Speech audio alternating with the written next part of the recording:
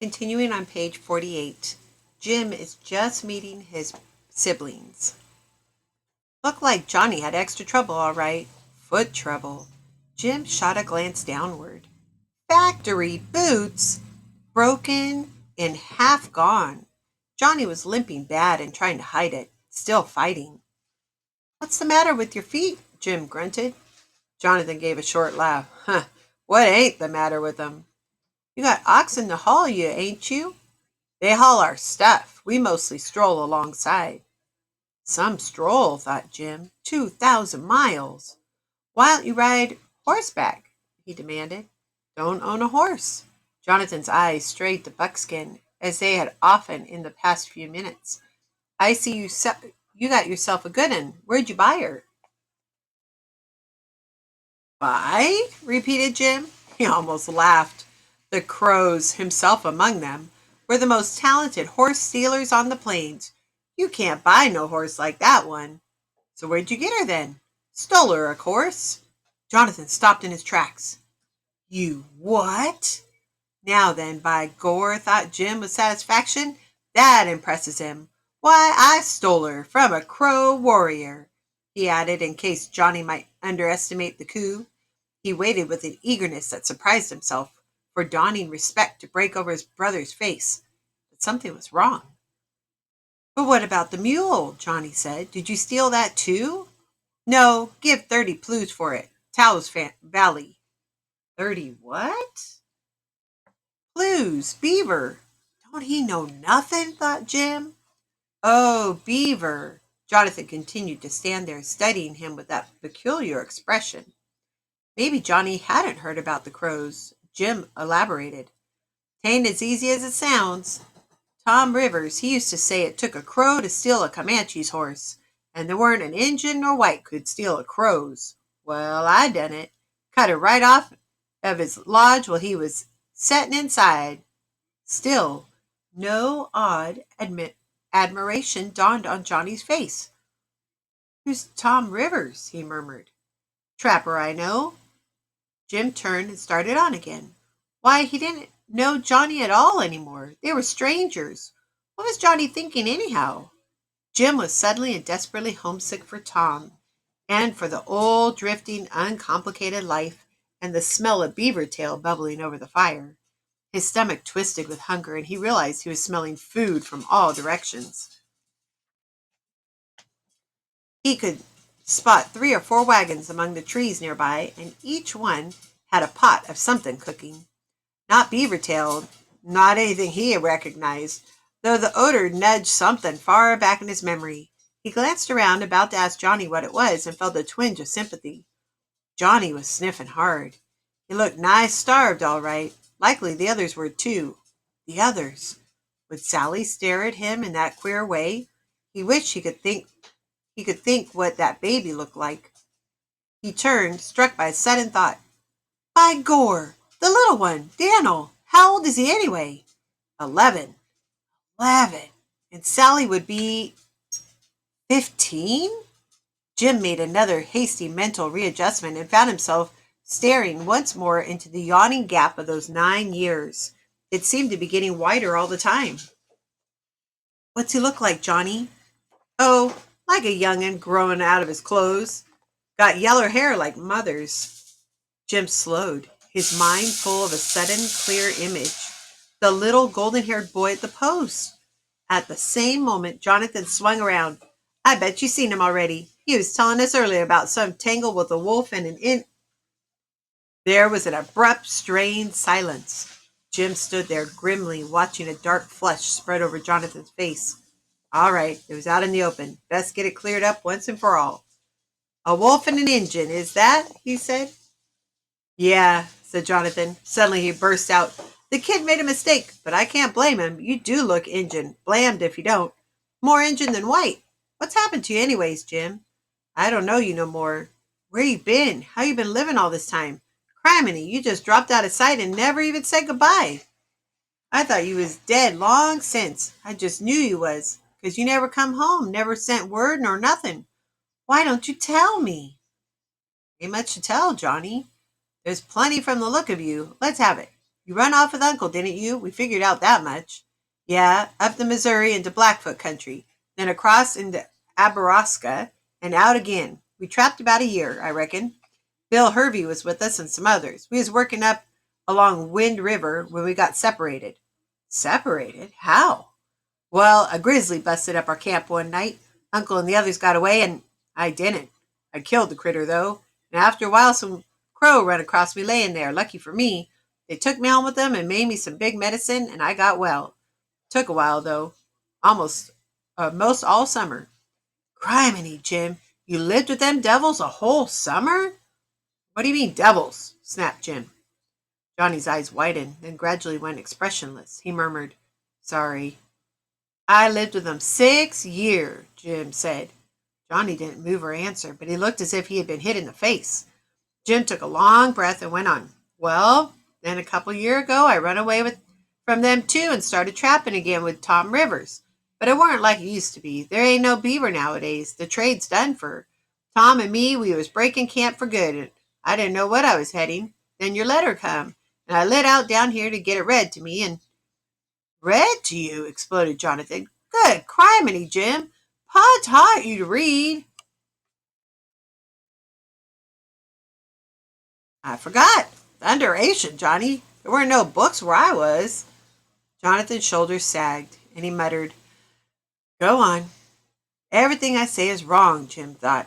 He shrugged carelessly. That's all, he grunted. After a while, Johnny turned away, rubbing his palms on his jeans in that old gesture. Yeah, well, it's quite a bit, ain't it? Like I said. Well, let's get on. He started walking again toward a wagon half hidden in a clump of straggly pines. It had a big triangular stain on its top, and in the silence of the short walk, Jim memorized every dreary dip and curve of its outline. When they were almost there, Jonathan stopped and spoke in a strained voice.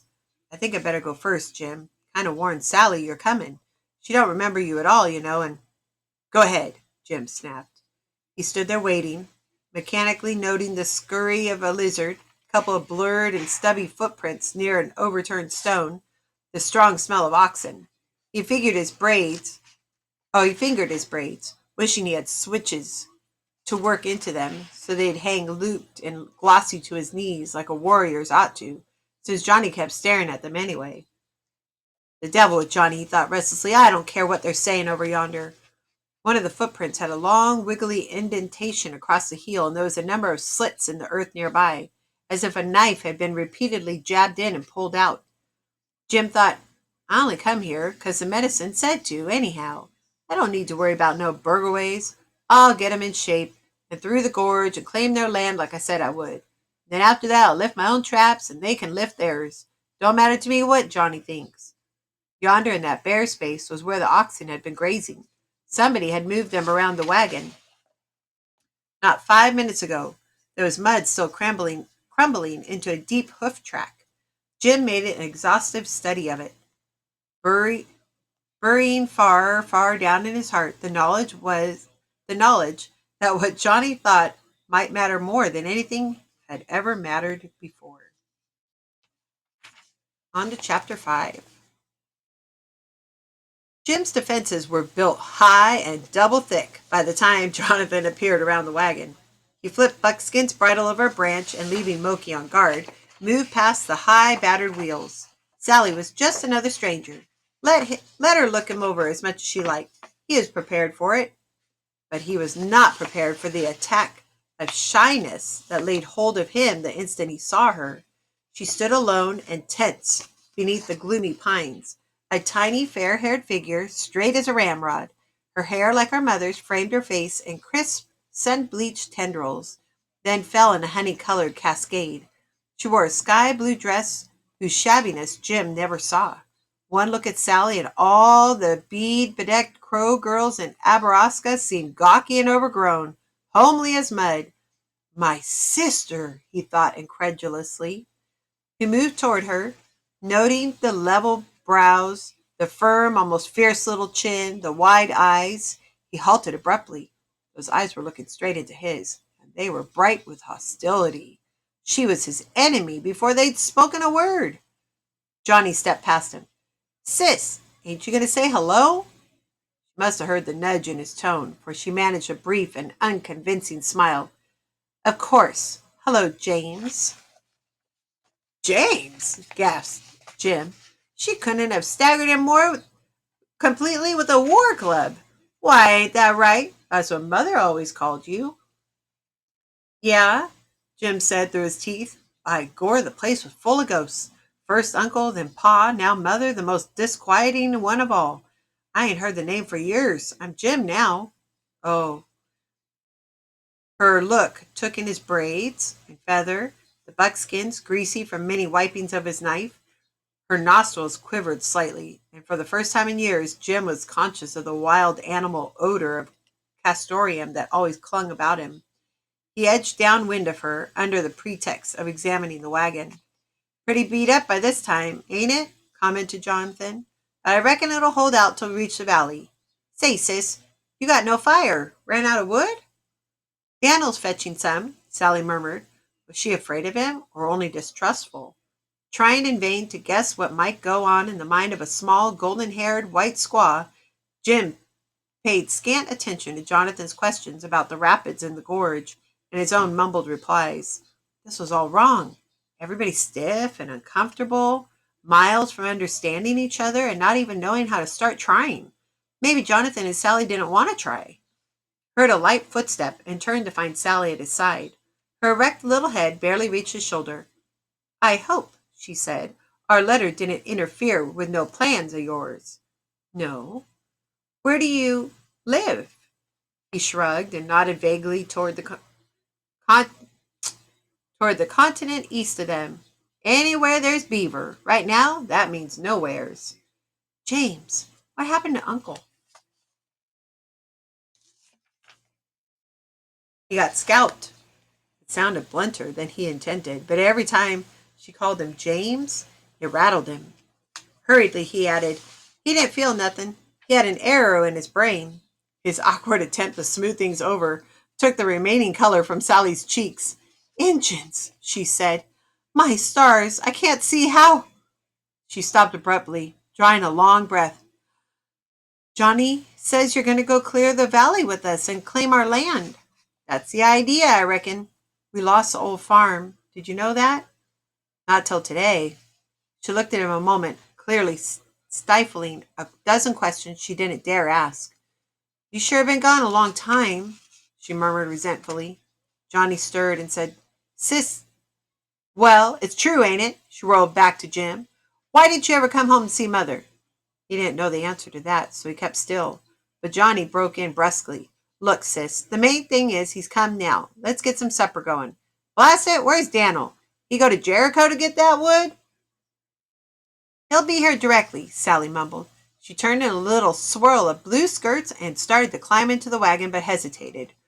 We're much obliged to you for coming now, she said, civilly, but as firm as if she were marking a line on the ground and daring him to cross it, and then she disappeared into the wagon.